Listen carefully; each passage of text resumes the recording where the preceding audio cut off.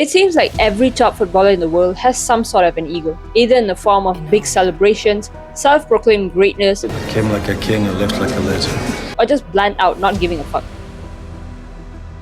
But what if this ego was what actually made them pro footballers in the first place? What if you need it to become an elite player? Because after all, let's be honest, football is not a nice place. And the only way to not just survive but thrive in a not nice place is to become a not nice person. Back in 2007, Ronaldo said this. For me, the best player in the world ever, Diego Maradona. Me. Some of the words that come to mind from watching this are cocky, arrogant, delusional, and the obvious one, egotistical. Even Rio Ferdinand let out a chuckle. But what if I told you that delusion and ego was actually what made Ronaldo the best player in the world? And you would think that I'm crazy, but I would go as far as to say that without it, he would not have become the player that we all know today. Alter ego is a term that you may or may not have heard before. It is defined as a second, distinct personality or persona within an individual, often representing a hidden side, ideal self, or a character portrayed by someone. A lot of words there. Basically, what it means is that there's a hidden Power Ranger inside of you that is just looking for the right morphing time to show up. It's morphin' time. Alter ego is what allows someone as shy as Messi to step onto the world's biggest stage of football and bestow us with one of the most entertaining quarterfinals that we've ever seen. And it's also what allows an egotistical Ronaldo to show up at a training facility 3 hours before training actually even starts and work on himself. We humans are complex beings. We like to think of ourselves as either this or that.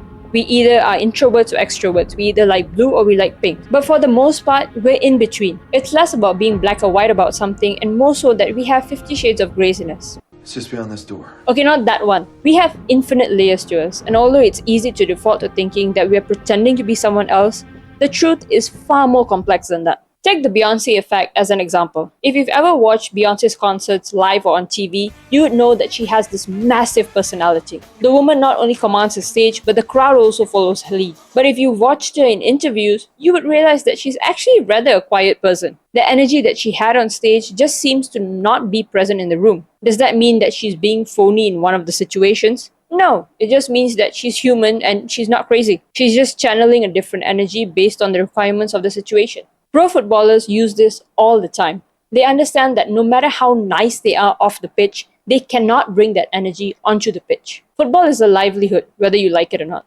These players step onto the pitch and kick a ball around for 90 minutes to be able to provide for their families. Sure, it pays 1,000 times more than the job you're trying to get out of, but at the end of the day, it's still a job. If they were playing nice, they would be benched in the first 10 minutes of the game. And that's why it seems like their only personality on the pitch is to argue with the ref and complain about everything. But this alter ego is exactly why they're at the top and so many others aren't. Most players can't give themselves the permission to be someone else. They cannot fathom the fact that they have to be ruthless. They're so trapped in their little bubble that they've convinced themselves that they cannot adopt a different personality, even if it's only for 90 minutes. Allowing yourself to be someone completely different on the greens will alleviate so much of the mental load that you put on yourself. Because when you are someone else, you don't have to live up to the pressure of who you are on a day-to-day basis. You don't have to be nice, you don't have to be shy. You get to cuss the ref and then you get to head bump that annoying opponent and turn around and say, "It was in the heat of the moment." Thank you for watching. I hope you've gained something valuable from this video.